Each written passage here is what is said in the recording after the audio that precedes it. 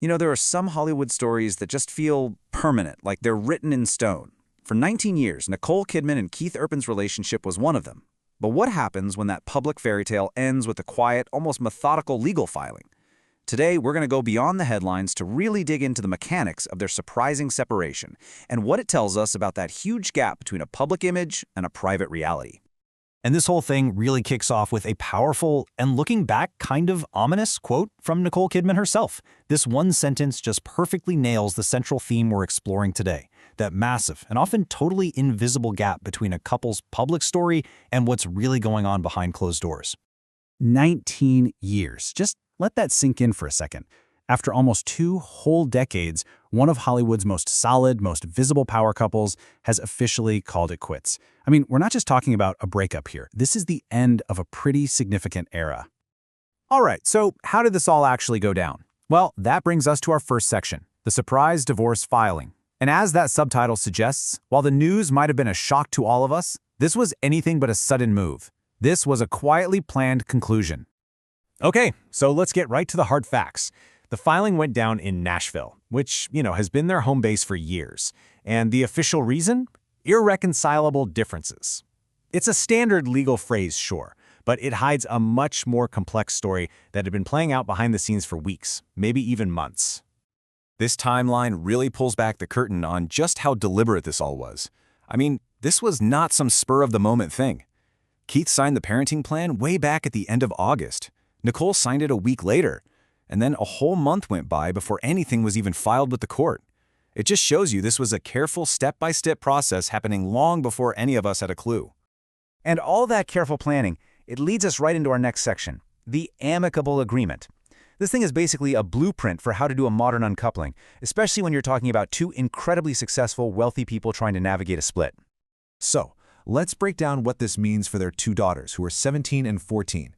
This table makes it super clear. Nicole is what they call the primary residential parent. She'll have the kids for 306 days a year. Keith will have them for 59. It's a really defined arrangement, and it's all about providing stability for the girls, who've pretty much spent their whole lives in Nashville. And this is where you really see the human side of all the legal paperwork. It's not just about logistics, it's a real commitment. This quote, and it's taken directly from the filing, shows they're presenting this deliberate, unified front. It's all focused on their kids' well-being. It's a promise, really, to co-parent with respect. Now, when it comes to the money side of things, it's actually remarkably straightforward. The filing says they both earn more than $100,000 a month, so neither one needs spousal support. They're going to split their joint assets, but, and this is the crucial part, they each get to keep their own earnings. That includes the incredibly valuable copyrights and royalties from their huge careers in film and music. And that right there, that mutual financial independence, that is the key to making this whole thing so clean. So now that we kind of get the how, let's hit rewind and look at why this news was such a jolt to so many of us. That brings us to Section 3, a look back at love. This is the story the entire world was watching for 19 years. So their story kicks off back in 2005. It's a classic Hollywood meet-cute at an event celebrating their shared Aussie roots. A year later, they're married. But their bond was tested, like almost immediately. Just 4 months in, Keith entered rehab, and Nicole famously stood right by his side. They built this whole life together, and it all seemed to come to a head in this deeply emotional public moment just last year at the AFI Awards. And this was that moment. Keith Urban, paying tribute to his wife, brought her to tears with these words. I mean, he credited her with saving him, with choosing love when it would have been easier to walk away. This speech just cemented that public story of an unbreakable bond that was forged in fire. It was, for all intents and purposes, the perfect Hollywood love story playing out right in front of us. And that public image, that beautiful moment, brings us right to the heart of this whole thing, the paradox, the disconnect between the public praise and the private struggles. This is where we have to face that stark contrast between that incredibly emotional award speech and the reality that was unfolding at the very same time. And here it is, laid out plain as day.